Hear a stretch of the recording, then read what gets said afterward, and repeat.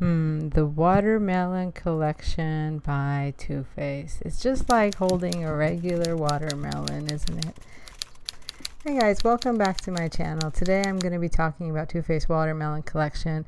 But before that, make sure you're subscribed so you're entered into my monthly giveaway. This month I'm giving away the Tarte Make Believe in Yourself collection. It has lipsticks, brushes, everything you need. Also, if you subscribe to my channel, you'll be first to hear beauty news right here. So don't forget to subscribe. Alright, so let's dive into the Too Faced Watermelon eyeshadow palette and blush palette. They come together separated, looking like a watermelon. And let's have a look at this today.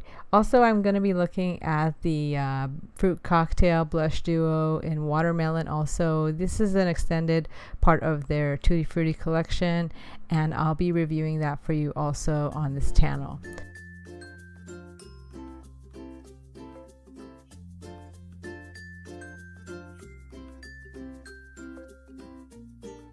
Alright, so this palette, it comes with 8 shades that are mostly very glittery shades. I don't know if you like the smell of it. It's more like a bubblegum smell of watermelon instead of like a fresh fruit watermelon smell. It's very synthetic, and I'm not a huge fan of it or having fragrance on my eyes, but it depends on you if you really like that scent.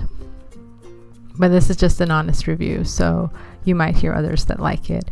As far as the palette itself, it's magnetic, and it separates into 2 parts, the blush palette and also the eyeshadow palette, which has 8 shades, which we'll be looking at today. They are very holiday-ish, meaning that they have a lot of glitter in them. So if you're not a big fan of glitter, I don't know if you should be trying this. Also, the magnetic part reminds me of what they did in the years past with the Kat Von D collaboration. And just like this palette, as you can see, it was a magnetic one, and I'm sure this palette can attach to the watermelon palette too if you have both of them. But they don't adhere all the time, so you have to like physically bring them together, and the magnet isn't super strong, so if you lift one side, the other side will probably fall off. Now, moving on to the differences between this palette and others in the past, you'll see that the colors are definitely they've worked on their pigmentation a lot more than they had in the past, and the scents are definitely stronger than they've had with previous versions. Now let's have a look at the palette itself. As you can see, the magnet is not super strong, so you can separate them as soon as you open the box. And let's look at the highlighter palette. So you have a bronzer, a highlighter, and kind of like a blush, but you can see that these colors are super glittery, and aside from the blush, the highlighter and the bronzer are very glittery. Now looking at the eyeshadow palette, let's look at swatches. There's Once in a Melon, there's Loosey Juicy, and then there's the brown color, and there's this glittery green color called Melon Dollar Baby, and black So CD. Even the black has a lot of glitter in it. Now the pigmentation is definitely there, but I don't know if it's something that you can use on a day-to-day, more like a holiday look for sure. And yeah, I don't know if it's something that you need if you already have a lot of neutrals in your collection. Now let's have a look at the Watermelon lip gloss.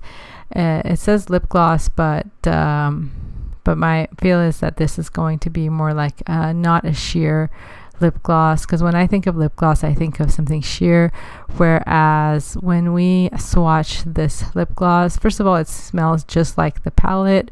It has that bubblegum smell, and you can see it's not sheer. It's definitely more like a lipstick.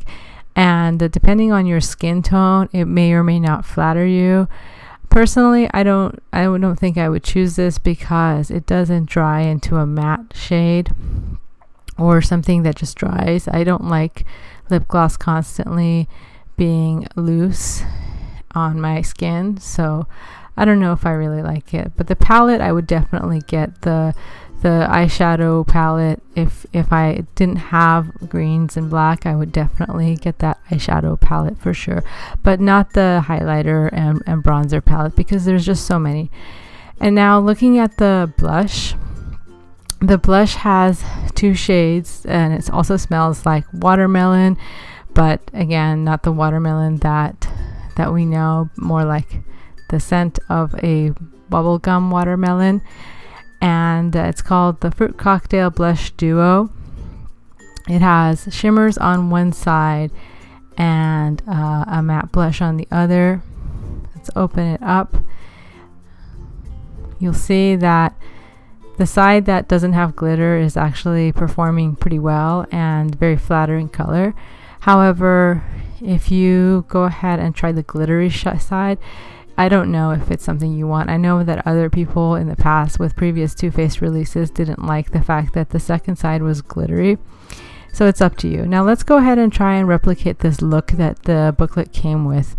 So I'm going to go ahead here and just draw a similar eye and see if we can replicate that look, just to see if the colors blend into a muddy mess, or do they actually perform very well independently. And I'm going to try them with finger swatches first and see what happens from there. So I'm going to go in first with the same color that they use for the crease. It's called One in a Melon.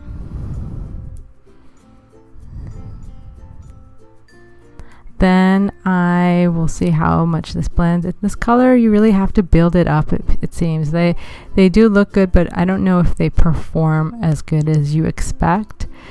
And you have to really go back and pack it on. Now, my arm's unprimed, so I still think that it's not super pigmented compared to others. Now, the black is definitely pigmented. Most palettes are very good with black colors, but this black has glitter in it, and I've seen it before in many of their previous releases where it just has a lot of fallout.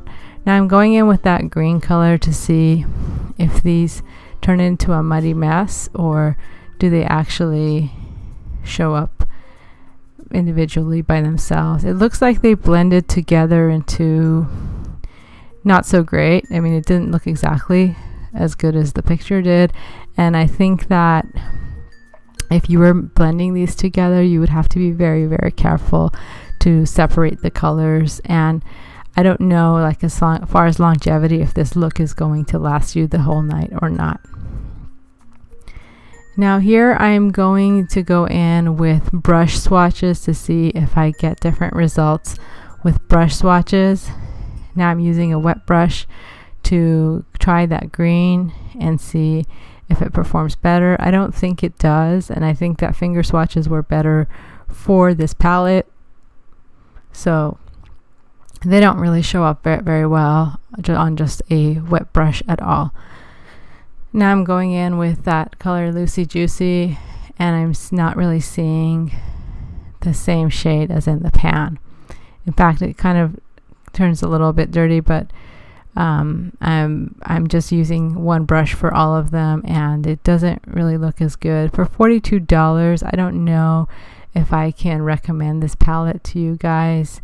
It is like what they describe on the website, but the swatches are really not as great as what they demonstrate on the pictures, at least not for me. Maybe you might have a different experience.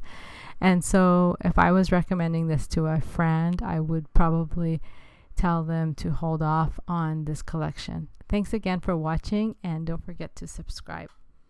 I'll see you guys next time.